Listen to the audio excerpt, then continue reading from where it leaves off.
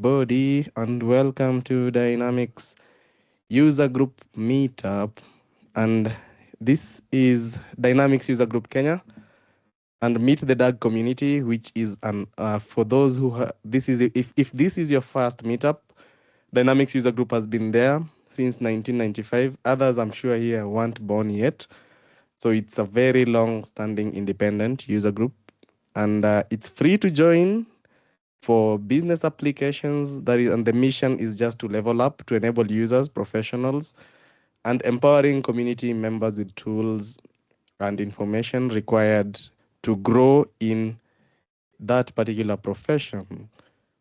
And so we are having a meetup today, and the rules of engagement: you should be courteous, contribute to the meeting, let everyone participate. And a meetup like this one is a place to connect with Microsoft Dynamics and Power Platform community at a regional level. So we do have from customers, Microsoft itself, partner SVs, and everyone in between. You can connect and discuss with industry topics. For example, like with manufacturing, and share ideas. And they are hosted by Doug and led by local volunteer leaders. So it's open to everyone in the Microsoft Dynamics and the Power Platform community. And these are the several programs that we have in dynamicsusergroup.com. So when you go to dynamicsusergroup.com or you scan the code on the screen, the QR code, you are able to see the different programs that we have. We have Business Central, Customer Engagement, Finance and Supply Chain, Dynamics GP, Power Platform, and of course, through forums, that is the free online open forum discussions. Conferences like DynamicsCon, which you had this year, and there's DynamicsCon 2026 in Vegas. We have the meetups, Dynamics User Group YouTube webinars, another meetup like this one, conferences, and we also have mentorship programs. So we do have the Convergence AI plus ERP event this year. You can scan the code and be able to check on that. And of course, for the 2026 DynamicsCon, there is the early bird prize for $999 next year, May 12th to May 15th. Of course, and then we do have several other DynamicsCon regional meetups coming soon. All right, thank you. So today we are in Dynamics User Group Kenya meetup, and we are having MVP Steve Chinsky, and he'll be taking us through the intro to manufacturing. He'll introduce himself. I don't want to preempt and under introduce because he's really experienced in Business Central. So if you have any question as he proceeds, you are free to send a chat.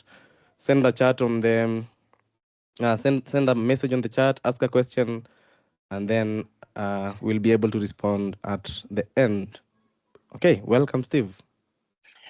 Thank you so much, guys. I am so excited. I'm super excited here. I'm going to share my screen just to put the slides up to get started here. So bear with me for 30 seconds doing this. That way you can see them all. So perfect. Hopefully you see the slide. I mean, do you see the slide individually? What do you see? Yeah, not yet on slideshow. Let me do this. Use presenter view. So nothing. So the slideshow is not presenting, right? Yeah. We can see all the slides. All right. How about now? No. No change yet. Okay. No change. Give me 30 seconds. I'm going to swap it out here. So we start. All right, so we got that. And you should be able to hopefully see. Give me a second here. I'm screwing it. What do you see now? Yeah, we're good. Yeah. Okay, good.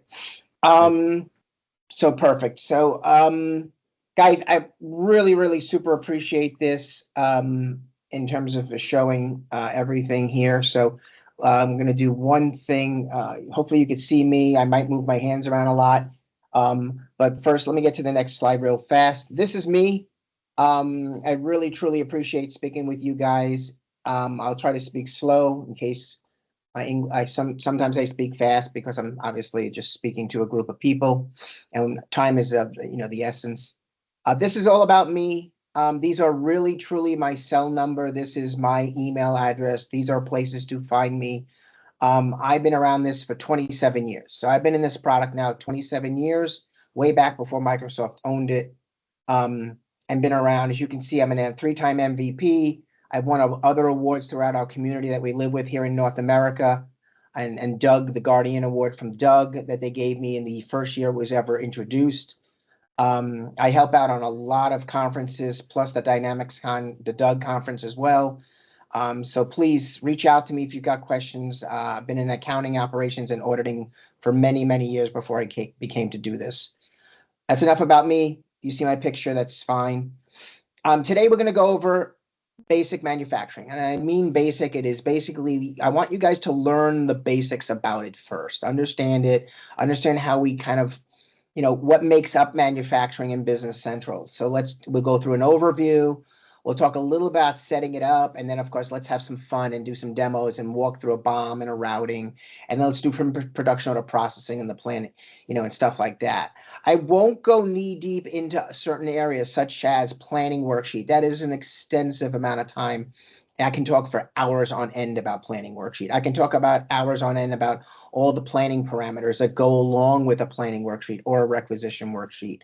So if you do have questions, hold up on that. I don't mind answering it at the end if we've got time. I have no problem hanging out and answering some small questions, but a lot of that comes out of a kind of like a separate segment of learning exercises that we have to do. But to get you guys started to go into, say, a Kronos and play, let's go through the agenda today and let's kind of take it from there. So let's go through a basic introduction. So what is manufacturing?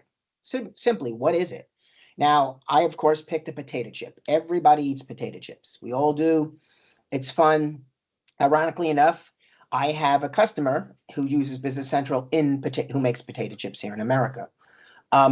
And it's really simple. There's ingredients, as you can see the ingredients in the top right. Those are all the ingredients. Well, those ingredients are made up of, obviously, the ingredients becomes the production bill of material, or the BOM. And then the picture down below where you see the potato chips flying and then you see this conveyor belt line, that's the routing. And each one of those little highlights could be a work center, or potentially we can just call it one work center. We can call it blending and then outputting or bottling or packaging. And that makes up the routing operation. Now, different things happen depending on how big you are. If you're a small company or SMB, a small business operator who maybe just makes potato chips, it's pretty simple. You're not going to have many production lines. It's, so therefore it's a pretty simple process. You're not going to be complicated. Whereas when you get larger and larger, for instance, my other customer actually makes shampoo. Now it makes shampoo all around the world. That's the funny thing. They make it and they ship it out all around the world. So if you've ever heard of products like Suave or Dove, things like that, they make these products and they manufacture it. So they have 19 production lines. And obviously there's a lot of forecasting and planning and automated processing because no human being is going to want to do this on a day-to-day basis. So BC starts off small, whereas you can work with a nice, simple operation, maybe one or two production lines, I call them. And then you can really scale up to be very large. You can have like 10, 20, 30 production lines. So BC is not just meant for the small person. There are big manufacturers using this today. So if you have a customer or somebody, or even in your own business, you can grow with Business Central anytime you want. So what are the key components in terms of setting up the basics, in terms of how do we get there? So I mentioned the word bill of material and then capacity being routings and work centers. I want to teach you these whole, just in picture form first, and then we're going to sit inside the software a second because we're going to play around for a while. So these slides I'll make available to you guys. I mean, no problem. I'll send this over. And of course, this is being recorded as well. So you'll have both and you can borrow both and learn about both. So a bill of material, or be a BOM, a production BOM, as it's called in Business Central, is pretty much a set of components. Now, I use the bicycle. We all know about the bicycle from Kronos. Obviously, things are changing. Now we have coffee pots and we have furniture, and then we've got a whole bunch of other things in a typical Kronos database. Mine, you're going to see a lot of things. You're going to see food. You're going to see the bicycle. You're going to see coffee pots. You're going to see everything known to mankind. You'll even laugh. You'll see some funny stuff. But basically, a bill of material is a set of components. These components on the right-hand side, I'm showing you my production BOM. The first time you do this, the first time an engineer goes in and makes a BOM, yeah, it might take them a little time to get used to it, to understand it in and of itself. But as time goes on, you can copy a BOM. So for instance, and I know this sounds funny, probably we've all in our life eaten a chocolate bar from Hershey, maybe, or from other manufacturer in your local area. But a chocolate bar is a chocolate bar to me. It starts off with chocolate, and maybe one day they'll throw M&Ms in it, one day they'll throw crunchy pieces in it, or whatever it is. But I can click the word copy BOM, copy a master BOM, and add something else to it. You'll notice my bicycle here has stuff, has a front wheel, a hub, a back wheel, and I threw in a loudspeaker because I want the loudspeaker on the back of my seat to play music all day long. So I can copy a BOM and add different items to it. So it's that easy to do. In addition to copying BOMs, I can certainly delete things along the way. But what's really nice about copying a BOM, as you can see in this example, where I'm copying something to a basic bike, and I can add handlebars at the end. So maybe this basic bike gets handlebars, whereas the master bike doesn't get handlebars yet. You have to pick and choose one maybe as you're manufacturing it. Now, one thing also, a basic terminology in the system is called versions. Now, what is a version in plain Jane, language? So a version just means it's a copy of the master with some differences. And in Business Central, we allow for versions to be active and used. So let's say today I'm making a croissant, and I'm making this beautiful croissant, the chocolate croissant that we're going to eat. And today I decide, you know what, I'm changing the recipe of a chocolate croissant, and I'm going to include ganache inside of it or something completely different from the basic chocolate croissant. So I can copy my BOM to a new version, and this version is going to call ganache version. And when I copy the BOM, it basically will copy the original master, and then I can add in my differences like the ganache and maybe some other stuff like powder filling or something like that.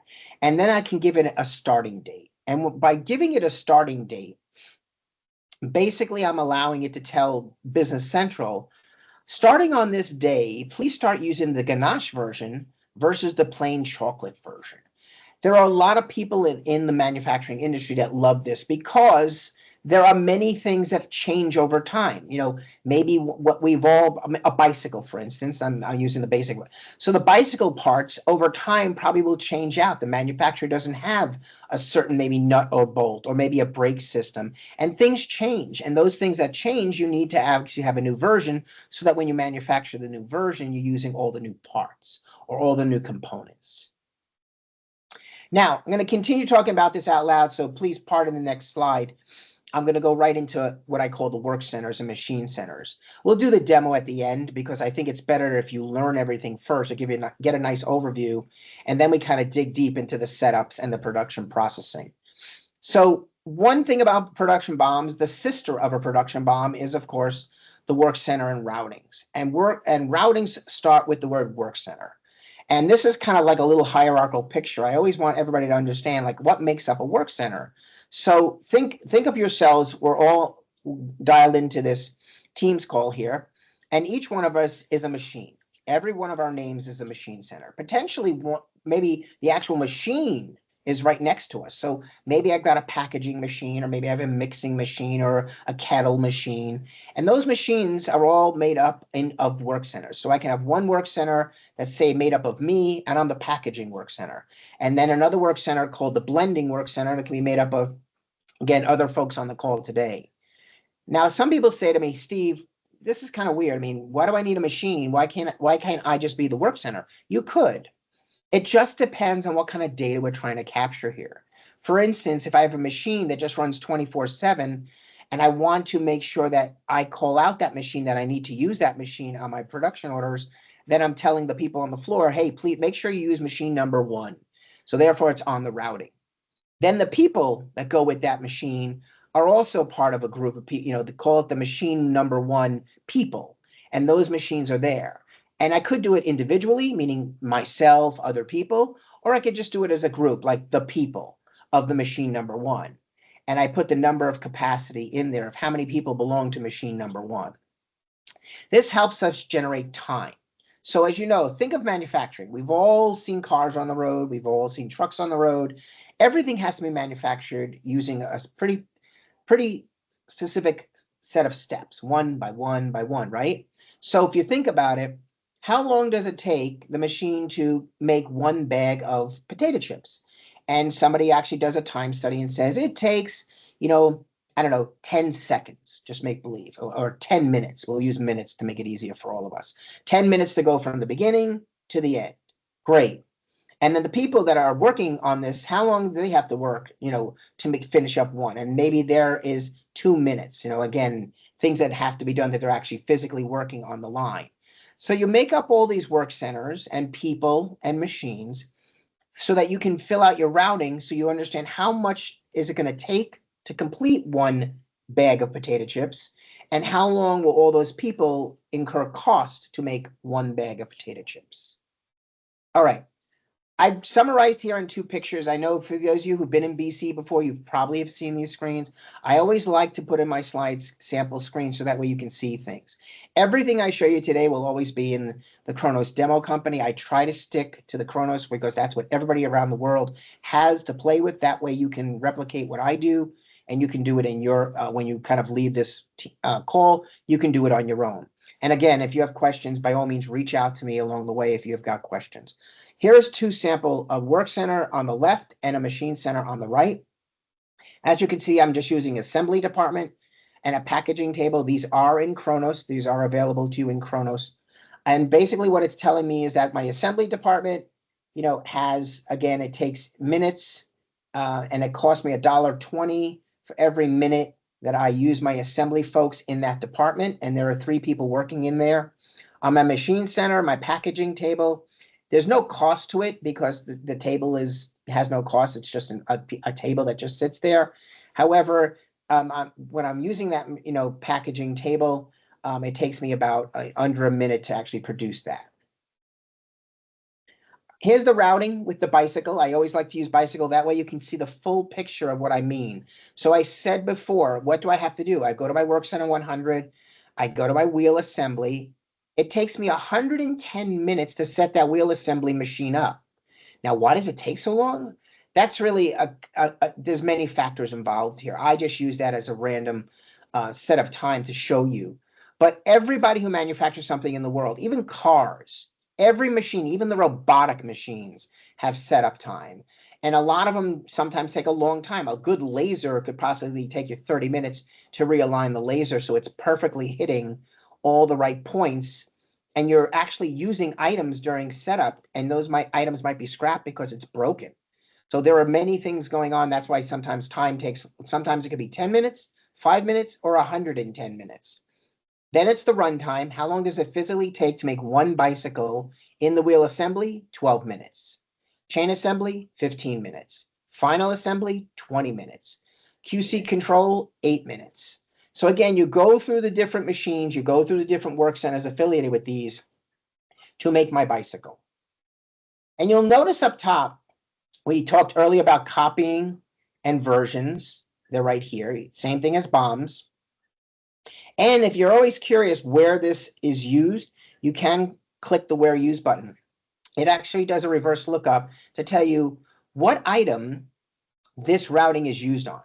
It's a great tool for engineers. Engineers love this stuff. For those of you who are not engineers, I get all warm and fuzzy when it comes to the manufacturing because I love it so much. But there are so many tools engineers love, and this is one of them. Tells them where even a raw component, a single little component, where's my little nut and bolt? How many BOMs is it on? So they actually have a tool like that as well.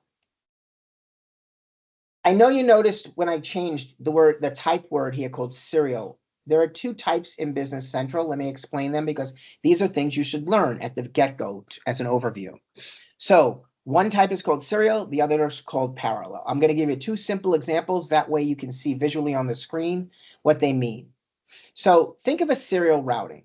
It's 1 foot in front of the other. You see it, right? 10 to 20, 20 to 30, 30 to 40, right? 1 foot in front of the other.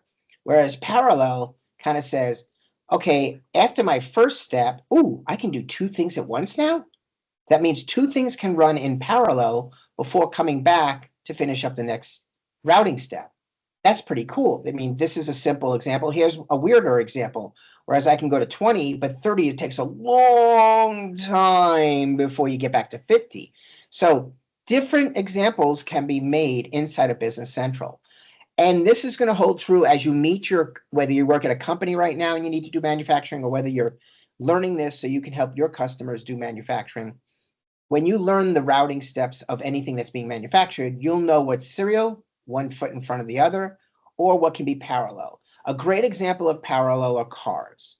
Cars can be done simultaneously. Let me explain. We all know a car getting put together. The first thing you start with is the frame, the steel frame. Actually, that gets made down below. At the same time, the frame is being made. After the frame is put together, the frame might go over to electrical to put all the electrical or the brake system in place. Whereas at the same time, I'm building out maybe another chassis component, maybe the seats.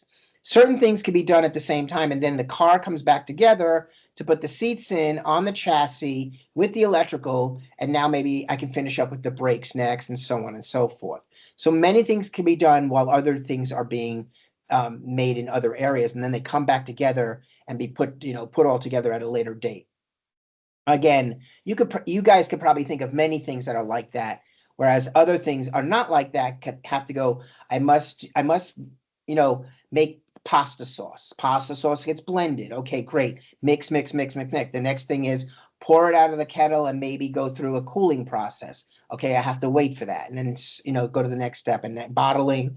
After bottling, put the cap on, put it in a box, maybe 6 in a box, and so on. But this can only happen in a row. It can't happen in 2 things at once. All right, some of the manufacturing setups. There are 2 key areas: the manufacturing setup page, and of course, our favorite item card in some other areas. So on the manufacturing setup page, you must put a scheduling calendar in place. That is the shop floor calendar. Everybody calls it that. That's where all of the work centers and machine centers, all that time and energy that is put forth setting up those work center or machine center cards, come together to set up a calendar. You basically calculate your calendar based on what you're telling the system, and each work center or machine center must have a shop calendar. So let's say I work 9 to 5, a nice simple day, or maybe 8 to 4 or 7 to 3. You set up the calendar, what days you work on, what days you don't work on, holidays, things like that. And then basically you tell it how many shifts you do, so you can set up multiple shift calendars as well. This tells Business Central, okay, I get it. Now I know what capacity you have per day, per hour, per week, et cetera, et cetera.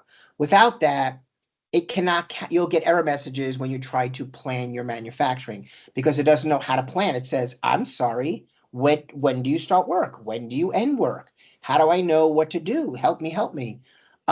So that's kind of like the key thing, is setting up the calendars. And we're going to go through this in a matter of a couple more minutes. I only have a couple more slides. There are the basic setups you do, and I'll show you those when we do our demo. There's certain constraints, and there's things about where do I find the components if you have multiple locations. And I'll discuss that when we're actually physically on the screen, because it's better to show you literally and kind of what decisions you have to make. Now, production orders, as you know, after you set up the basics, the key components, the items, you've got your BOMs set up, you've got your routing set up, you've got your work centers and machine centers set up. You also have to make sure that you've set up all your number series, related to manufacturing. You can set up simulated. It is rarely used. I mean, I don't think I've used it in 27 years. And the reason being is most people will skip to do planned production orders. They'll just jump in here and see what life's like, because a planned production order can't be manufactured. It's basically you goofing around. I want to see what life's like. What's going to happen on my screen? What's the cost going to be? Does it have all the right components? Did it pick the right work centers for the routing? Firm planned literally starts the clock ticking. Firm plan means that a customer or somebody in your organization has committed to making something on a certain day at a certain time, and it's going to move from firm plan when the production scheduler will move it from firm plan to release and put it on the floor. The way I teach my customers this, and the way maybe you should learn, is that if I want to start filling my firm plan bucket up, I start pouring my firm plan production orders in it, it's basically me looking at the big calendar. So I'm staring at this large production schedule calendar telling me, here's all my work down the road. Here's what I got to do on this day at this time. These are all my due dates. So as the production floor is finishing up the release production orders, you could see the firm plan. So now you got, okay, this firm plan order can go to this work center. This firm plan work order can go to that work center. So I start moving them from firm plan to release so the work can get done. So everybody is kind of on an even keel. They're working smoothly and evenly. There's no bumps in the road. Well, maybe there'll be a bump or two in the road because maybe something broke or something along the way. But at least you've got your firm plan to your released. The last option here of statuses is called finished. When a release production order is fully done, all the work has been done, all the components have been consumed, all the output has been generated, you must change the status to finished. This helps Business Central run the final journal entries for the general ledger, as well as production orders, to account for any variances, to account for any costing anomalies that have occurred along the way. And again, costing is a whole subtopic for another day. I can sit here and talk accounting costing all day long, but you must get to the finished status or else you cannot close out that production order from WIP into finished product. And there's many other things that can cause problems along the way, but let's stick with the basics for now, and then we'll talk later about other problems. All right, here's a typical release production order. I just wanted to show you this before we go play in it, to have some fun inside of it. One thing to note here, obviously each production order is unique. The description of the item is from the source type is item. There are other source types I'll talk about when we get into the actual software. I'll talk about the family and the sales order types. Here's the item number called 1000. It's a bicycle. It gives me a due date. It tells me when it has to be done. And then, of course, it tells me that I must start work on January 26th. I will end on January 29th to meet my due date of January 30th. I buffer time in the system. I normally like to buffer enough to kind of like make a 1-day lag sometimes so that I'm not racing to the finish line and burning up time here and wasting time. So you can set buffers that allow you to kind of keep a lag between when you're going to finish to when you're actually going to deliver it to the shelf to be shipped out the door. And so you can set these settings up. And again, I'll show you a couple of places as we play in the software. These are the components within that release production order. You can see them on the bottom, the front wheel, the back wheel, the chain, and a mud guard. And again, the same routing we just looked at a few slides back. Here's the routing that's in the system. And again, everything we do to set the system up kind of flows fluidly through the Business Central world of manufacturing. It goes from a firm plan to a release. On the release, I can see the detail that I set up on the item card, the routing, and then the production BOM components. All right, it is demo time. I said I would kind of sit here. I'm going to hit escape if everybody doesn't mind. I'm going to minimize my screen here. So give me 30 seconds to minimize. And I'm going to be sitting in. Hopefully everybody can see my Chippendale Snack Company. If everybody can see that, that is fantastic. If you do have questions, by all means, drop them in the chat.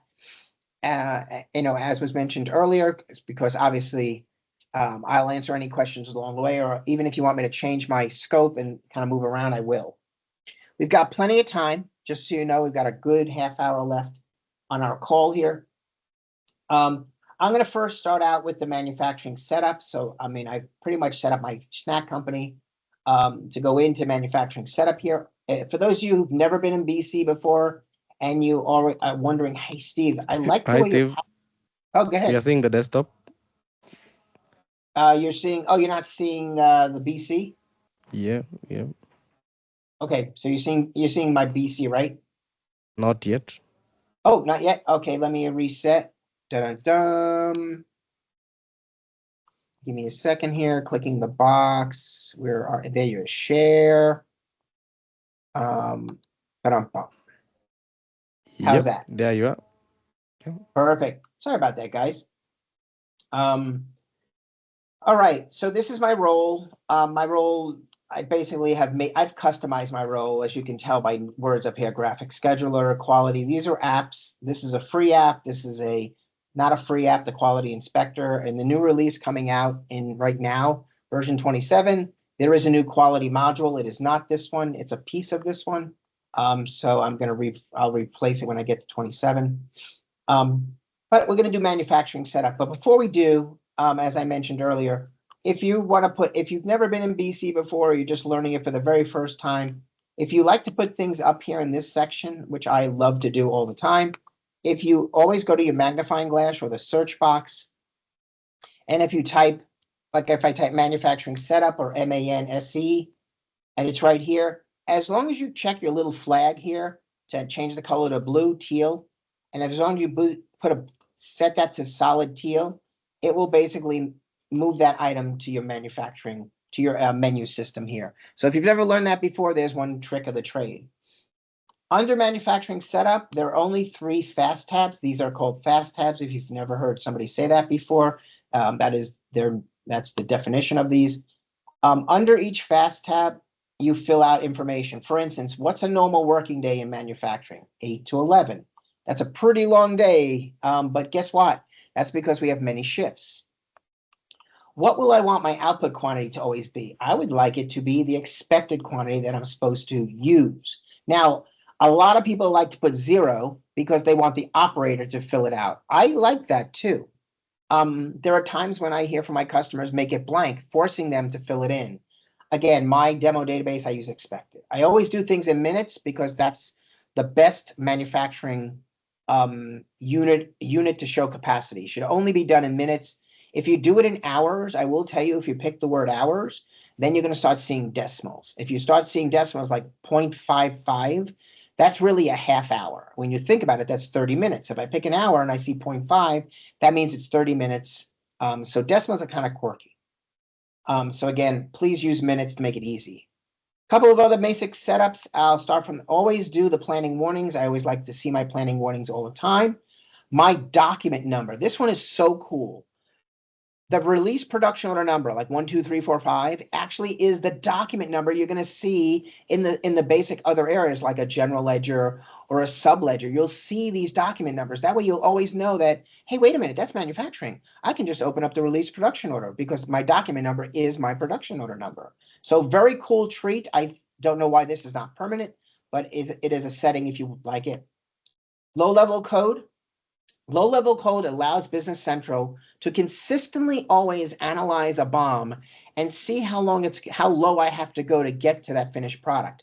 So if I have to go all the way down to find the nut or the brake system, but the brake system is a subassembly, so I got to go way down to say start here at brakes, and below that is all the components of brakes. Then I move up to the next level because the brakes go into the drive shaft, and that's another subassembly. And then the drive shaft goes into the chassis, and from the chassis, I got a beautiful car. So it try to dictates how low I'm going to have to go in my production BOM before I can scroll up to make a finished product. That also helps with dating.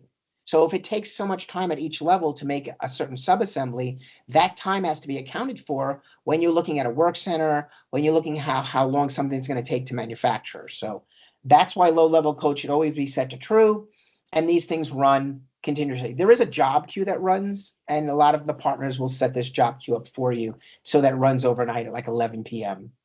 Here's all the number series. I'm not going to go into this. You guys know what number series means. Down here in the planning section, I do have a demand forecast. We are not going to talk about demand forecast today. Not enough time, but you can set up a beautiful forecast to manufacture your items. I do things by locations. If you have more than one location, I recommend stock keeping units. It is the best way to approach manufacturing and your business because of a few things.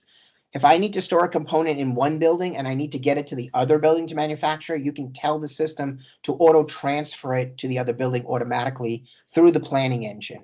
And again, I wish I had time to show you that, but that's kind of some of the cool toys in here. And again, how many days of default safety stock you can set up here. You can also set up dampener, which we don't have enough time to talk about dampener, but it's a way of basically stop telling Business Central, would you please stop telling me to change documents? I'm leaving them alone. I do not want you to touch them. Please stop bothering me.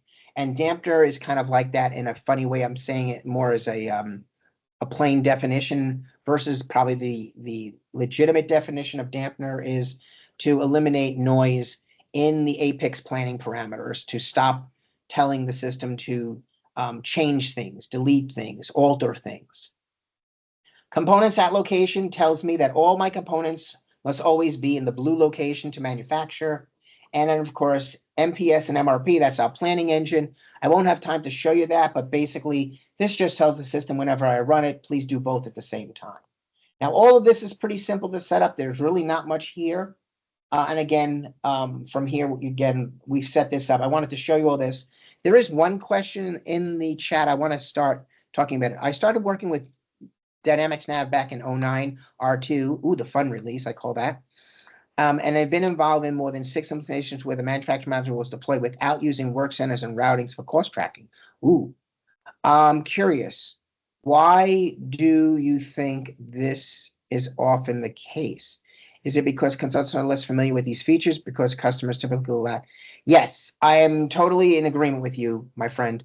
I will say when I look around the world, and I do travel to Europe each year for the partner conference there, so I think it's just a lack of knowledge. There are some people who basically don't understand all the different functionality behind manufacturing, a BOM, a routing, a work center, how to roll up costs, how people can roll up costs and see the actual cost as you analyze your business. I mean, you can't get good profit numbers if you cannot actually set up the system correctly to know how much did that manufacturing of that bicycle cost me, and what am I selling it for? So I won't get good numbers if I don't set it up properly. I also believe that there are people who try to, I hate using the word, watch the videos and try to set it up themselves, so it might be set up incorrectly. So it's not actually using those tracking parameters as well. So I truly believe that if you've come from you can learn this very easily over time, of course. And then for people who do manufacturing, always reach out to a friend, a colleague, or anywhere to help you set it up, at least in the first few that you do.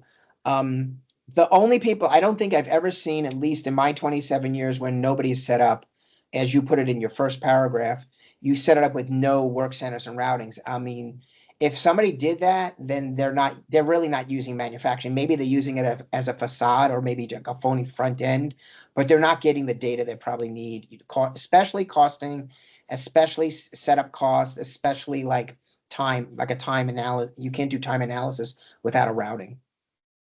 Okay, I said we do manufacturing setup. From manufacturing setup, I want to jump into a typical item, and then we'll pick one item. We'll look at the BOM and the routing. So I'm going to show you those two elements.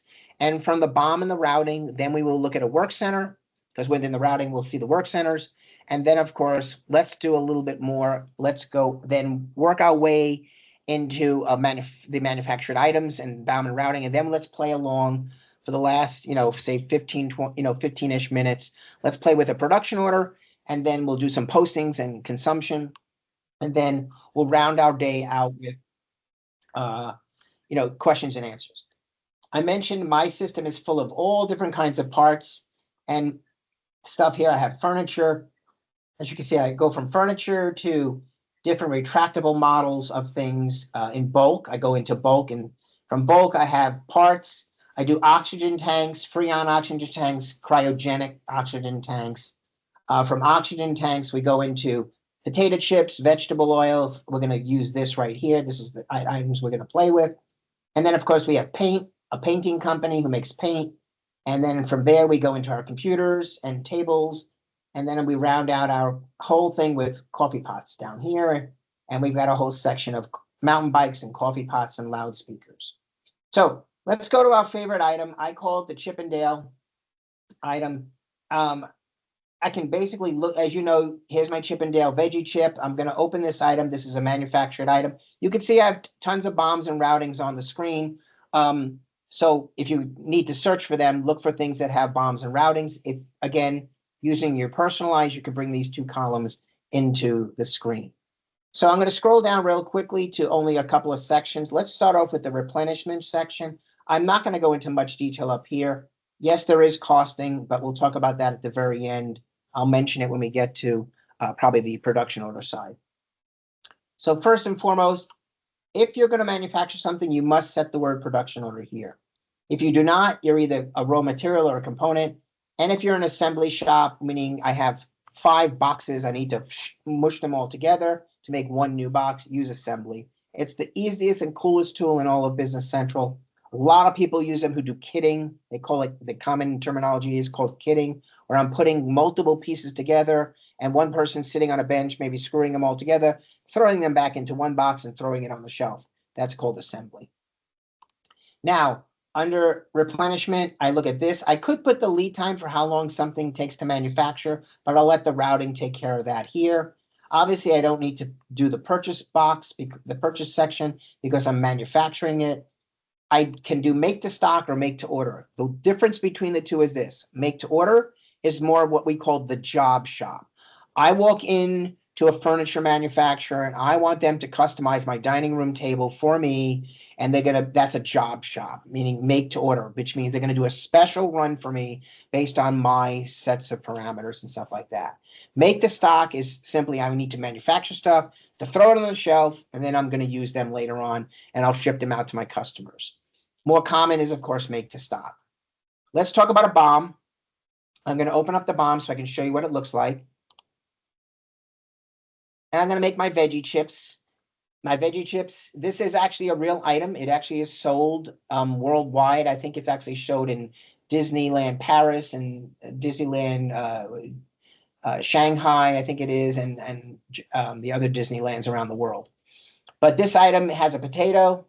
It has vegetable oil. These are typical raw materials. These are the item numbers, all the items, the item number, the name of the item number.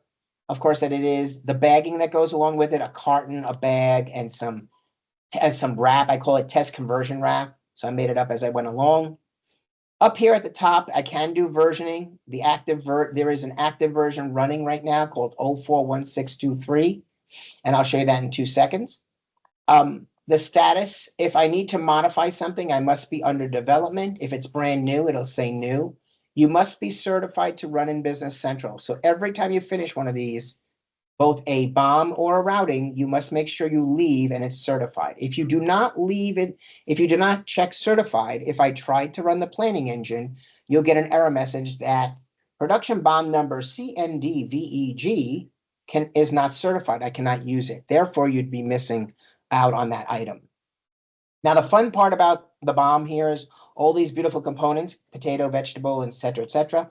This is how much of that I need to make one bag of veggie chips. So I need 2 potatoes, or each potatoes. I need 0.1 liter of vegetable oil. I need basically 0.5 or half of a pound of vegetable seasoning. I need one of the little bags. I need a portion of a carton. A carton is a big item. The carton holds 24 items. Therefore, this is a decimal, obviously, out to the 5th decimal place of that carton. And I need 3 kilograms of wrap, of some test wrap that I threw in here as a joke. I can produce scrap.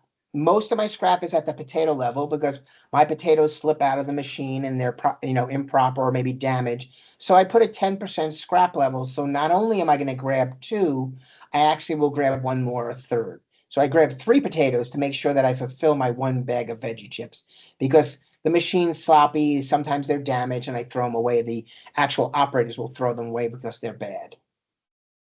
I'm not going to go into routing link codes. That's a conversation, more advanced conversation. I'll skip that. I do want to show you the version because I did mention active versions. And all this is another item. Again, just me making a new version with changing some of these decimals here and saying it's the new with an active date. So anytime I manufacture, it will use this version versus the master here. I'm going to step back out for 30 seconds, go back into the routing, show you what the routing looks like. Bring it up. You saw it on the slides, but again, best if you see it from here. This is it. There's no active version. This has been the same routing since the dawn of time.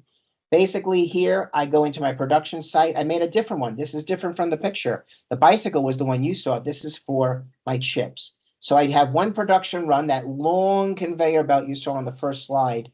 Obviously, it takes me 15 minutes to set it up. Takes me barely 0.025 of a minute to finish one bag of chips to get it all the way through. It waits till it cools down 0.001 of an hour. This is an hour because the wait time is using an hour versus the runtime uses minutes. And again, nothing else here going on. I then go into my packaging department, which is at the very end of the conveyor belt. It takes me 15 minutes to set up the shrink wrap as well as the box. It takes me 0.01 of a minute, literally, to basically complete one bag of chips. And that's pretty much it. And I do have a scrap factor. Why? The box could be damaged. The machine could have grabbed the bags wrong and popped open a couple of chips and they're falling on the floor. So again, I cover myself to make a scrap factor here, so make sure I have enough material. Again, it is certified. Let's move back one screen. Again, I'm not going to go into some of these other fields because they get into more advanced concepting like lot sizes. And of course, flushing method is a whole conversation for another day, where you can do things in an automated state. A lot of businesses employ this. But again, it would take me another 30 minutes just to talk about that. Under the planning parameter, I will talk about this brief because obviously this is the production side, but this planning section really helps the organization properly plan their raw material or its manufactured item or assembled items. This tells me how I like to plan my items. In this case, I'm planning my items based on what's on inventory. So if I have material in inventory and I'm trying to plan, I want to manufacture 100, it'll manufacture the 100, but if I already have 100 in inventory, it might not let me manufacture the 100, just depending on how I set up my planning parameters. And again, this I think is more an advanced concept where we can talk about this for a good hour on it in and of itself, especially these two tabs, all of the advanced planning. But just to tell you that this is very important. If you leave this thing blank, I'm going to give you the second tip. First was personalize and the flagging, the little flag next to the item. If you ever leave this blank inside of Business Central on any item card, it will never be considered in the planning engine, planning worksheet, requisition worksheet, or anything else because the blank means I'm not really here. That's what it stands for. And funny enough, there are people who forget to fill this in. And the first thing they say is, why am I not buying my widgets anymore? That's because you left this blank. And again, a whole bunch of things about safety stock, reorder points. And again, we can talk about this in the next session, like an advanced planning session. Okay, I've gone through, I've talked about the item. Again, we've talked about how the BOM and routing are all set up down here. And again, you fill that out. Let's jump over to work centers real briefly, and then we're going to start producing some material. So if I type work center or just work, it's one of the only ones. So here's my work centers. I have a whole bunch: an assembly, a packaging, a painting, a machining, a poly wrap department. I'll open this one up here. I'll open up the assembly one because that's the one where you saw on the slides, just to show you what it looks like. So on here, we fill it out. We give it a name. How much money does it cost to run one person in this department per hour? In this case, or per minute in time. In this case, it's a minute. It's $1.30. There's some overheads here, which is an accounting thing that happens, and I'm not going to go into this in much detail, but accountants get involved with this, adding extra cost to these people. So for every 1 minute an assembly person works, it costs $3.81 accordingly. I'm not going to go over the flushing method here, but it's a lot about setups. I will mention subcontractors. Everybody always wonders, hey, how can, say, a company who makes pumps or a company who makes, biomedical equipment, when they have to send it out to be like, put like ionized, or maybe they have to go out and put some sort of special coating on it to be like clean and crisp and pure because it's going into a clean environment. You set up a subcontractor with its name on the work center, and every time you have that in the routing, you can pull their name up on a subcontracting worksheet, and it makes all the POs for you. And again, and more of an advanced concept for another day. Here are the minutes. Capacity 3 means there are 3 people in the assembly department that work here, and they're 100% efficient. If you're curious what their calendar looks like, I can open up their calendar. And whoop, go ahead. Nope. Again, these are how many minutes. Again, remember, we're doing everything in minutes. So it's 3 people that work X time, X number of minutes per day per hour. And you can certainly drill in to see the detail. They work from 8 a.m. to 4 p.m. every day, 3 people. So that in turn means 3 people, that's 86,000 minutes for 3 people to work an 8-hour day. So, and again, this is all here per day. And it's how much time the planning engine looks at to say I can do work in this work center. I can work 108,000 minutes in a day based on the number of people working in the machine shop per day to do my work if my routing number 400 comes up. All right, time for some playing, guys. This is the fun part for me. Let's go do some production orders. I always like to start off with a simple sales order so we can start life easy so we all see what's going on. There is a question from Kevin. I'm going to answer it while I'm typing, if that's okay with everybody while the sales order comes up. Is production module separate from manufacturing, or are they one and the same? They are one and the same, sir. The manufacturing side, as well as the service side of Business Central, that is the premium license. As long as you have a premium license, you are exposed to either service modules or the production modules, or manufacturing modules in this case. And everything that I've spoken about today is inside the manufacturing module. All right, simple. Let's make one sales order. We'll go out. We'll let the systems spin up here. Sorry for the delay. My Wi-Fi is probably just running slow. I'm going to come in here. I'm going to pick my favorite customer.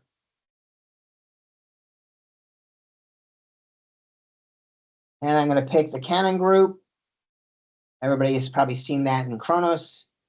I'm basically going to deliver this item, and I'm just going to pick Friday of this week just to have it on the system. And I'm going to go and manufacture a touring bicycle. Better yet, let's do the potato chips. Let's see what it says. We'll change this out to potato chips. And for those of you, I can type the word chip. And of course, there's my veggie chip. Again, find as you type is a loving thing. Let's make 100 of these and let the system calculate through.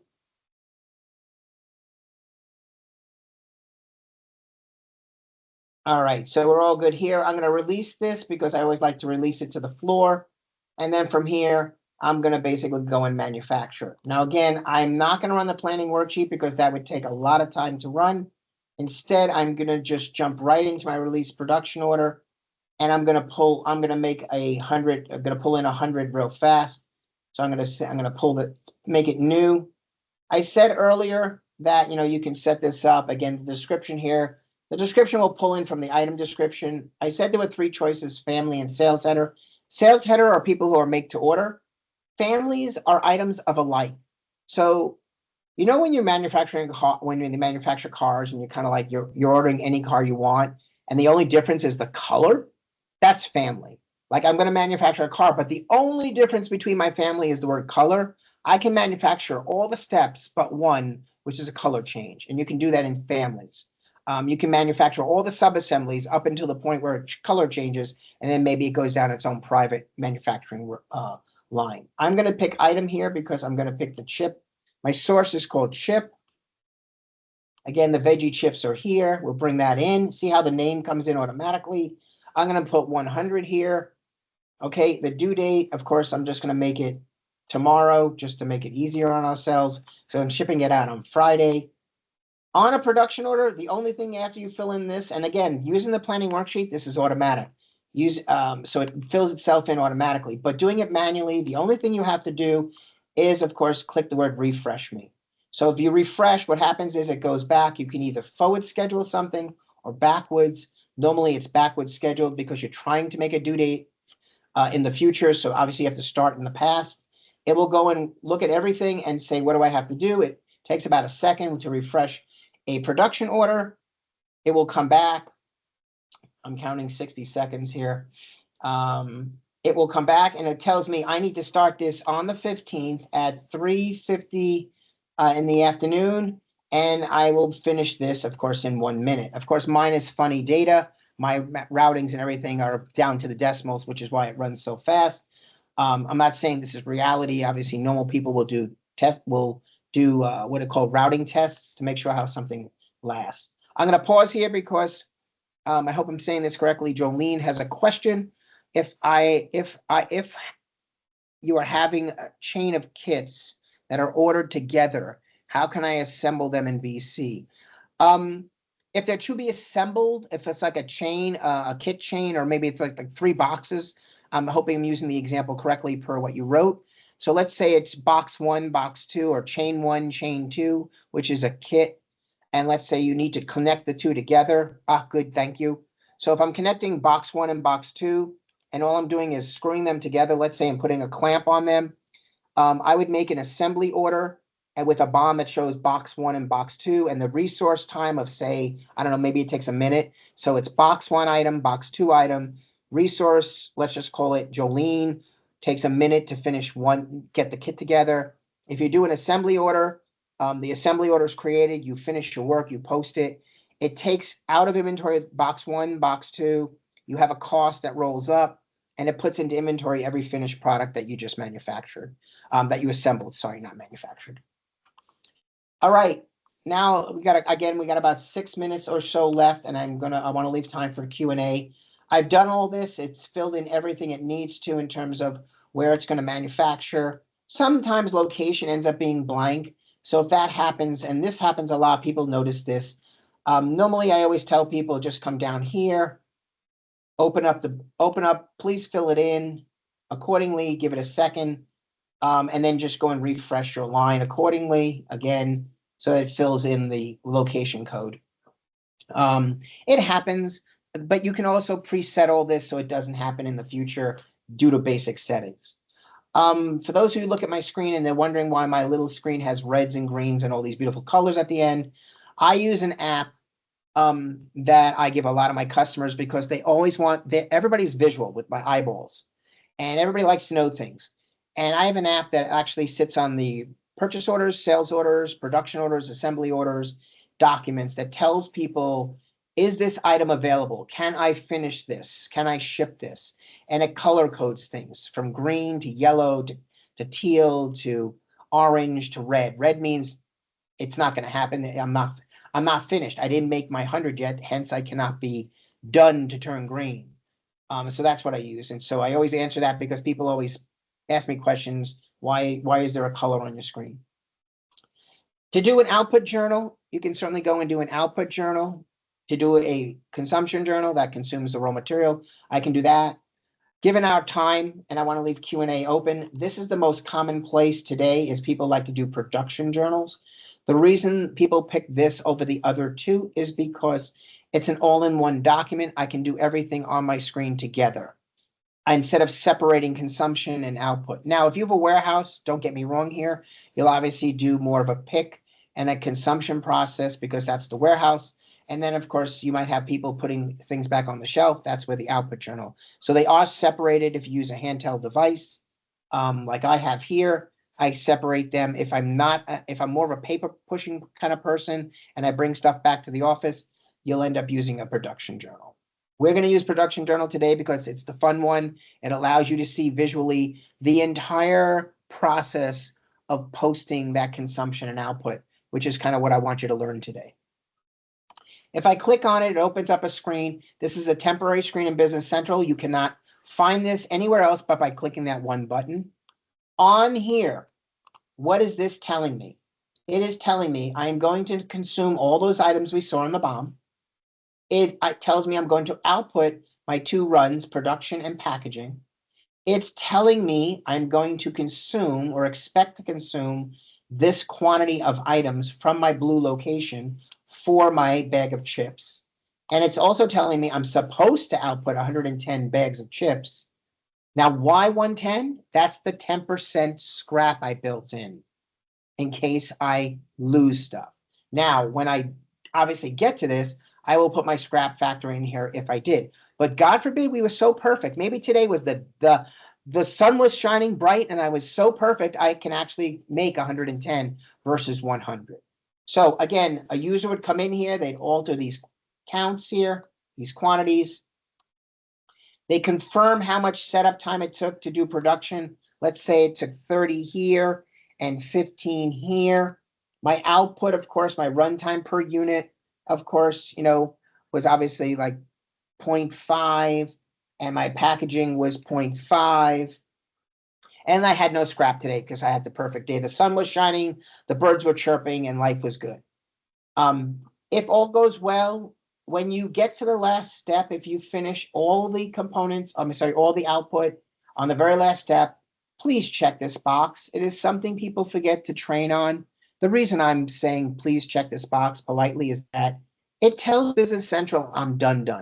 Doesn't mean it's going to change the status automatically. It just says I'm done. I have nothing more to do. I did my consumption. I did my output. There's nothing more to manufacture. I'm just telling Business Central I'm done. So if I post this, if all goes well, again, you do have preview post if you want it. But if I click yes and it all goes through perfectly, if you get an error message, we've all seen error messages in Business Central, they'll pop up. And it basically, you'll get things like, I have insufficient quantity of this item, 70105. So obviously, let me go back. It tells me I don't have enough of this. You can always check, as you know, the item availability screens are on here to check under related line bin contents. There's nothing here, but I can also go look at item availability of the item itself. You can check it, looking at the item card if you want to jump back to the item card. For our demonstration, I'm going to basically delete the line because I wanted to show you that an error message will occur. I'm just going to process this back through. We're going to do preview posting one more time. I want to show you what happens.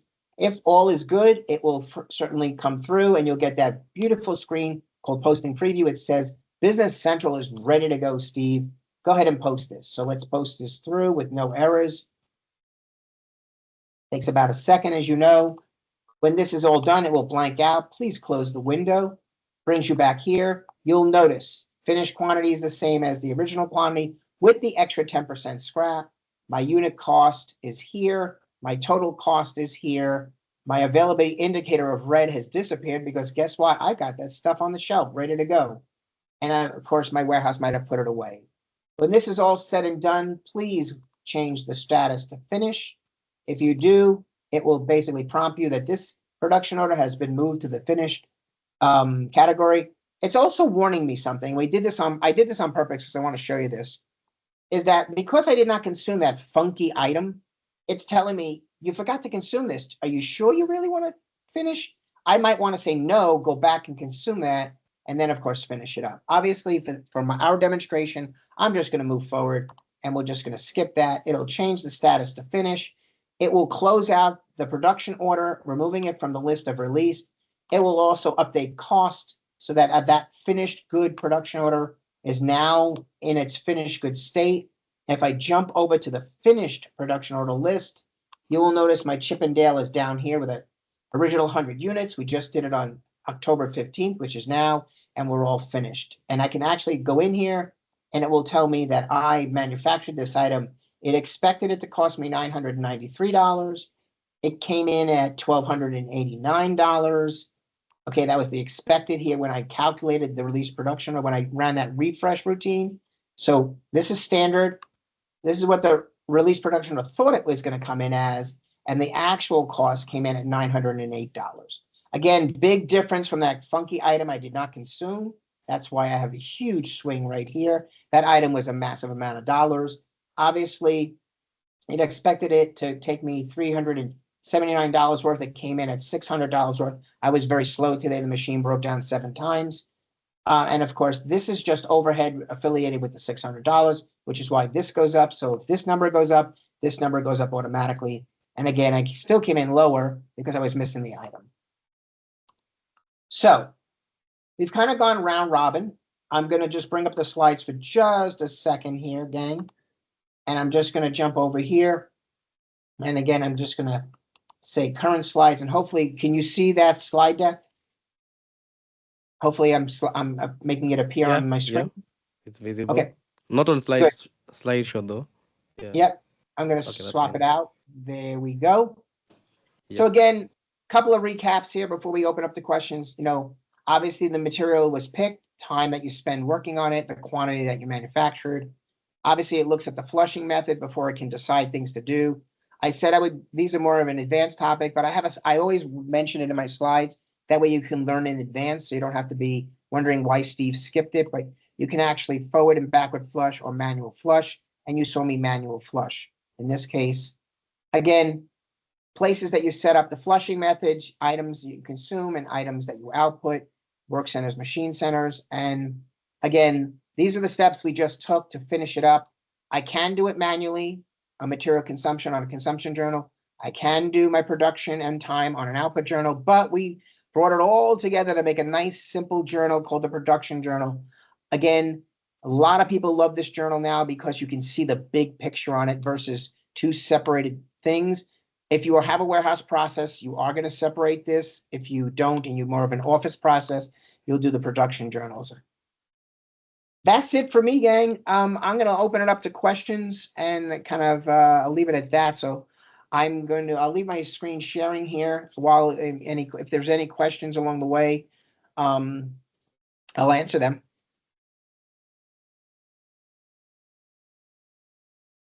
Thank you, Steve. Thank you, Nah, no Steve. problem. And I will, Yeah. yes, Jolene, I'll share those slides.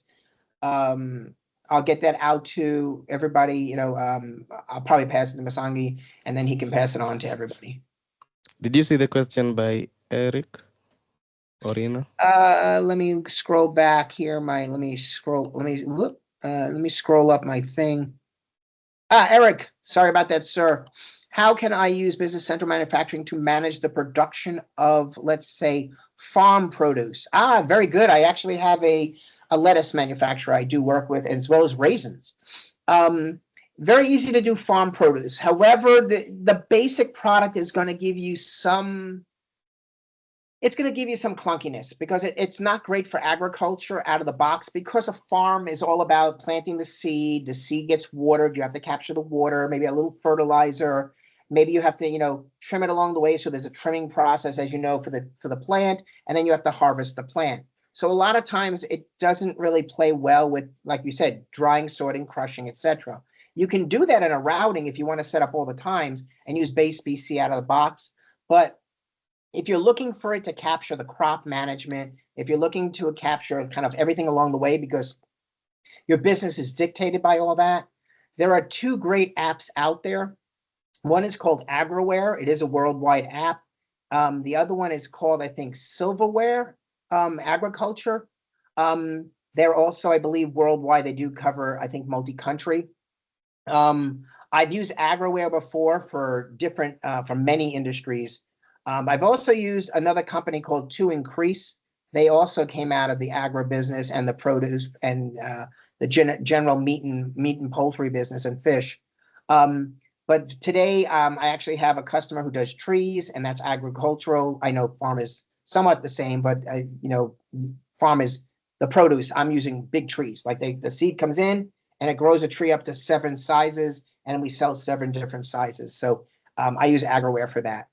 Only because the crop management is very, very tough. And I don't know much about the overall business, but I'm guessing, Eric, that they probably need to maintain like water and some other things and nutrients, and it helps them capture those costs being the biggest thing when it comes to agriculture. Hopefully that helps you out. But I will get this out to Mazangi, and then that way he can pass it off to the team, Jolene. I think I mentioned that earlier, but any other questions, gang? Yeah, yeah. If you can unmute and ask a question directly. Yeah. You don't have to type. The floor is open for a few minutes. Yes, absolutely. Otherwise, we really appreciate Steve, and I think we need a follow-up session. So we will let you know when we can. Yeah, Not a and problem. We can talk about other things, we can go into planning or just basic advanced and stuff like that. But yeah, it's a great topic. And for those of you who do manufacturing, I think all of you on the call, there's many of you on this call.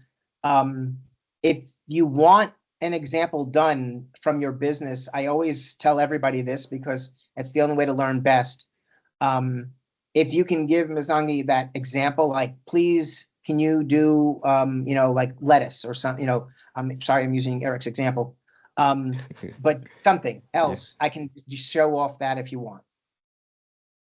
Absolutely, absolutely. Reach out if you have an example that maybe a practical example that is maybe challenging that you would like us to tackle, and then I'll forward it to Steve, and then we'll be able to look at it. So, otherwise, thank you guys for joining for an hour and a few minutes more. So, have a good evening, and for Steve, a good day.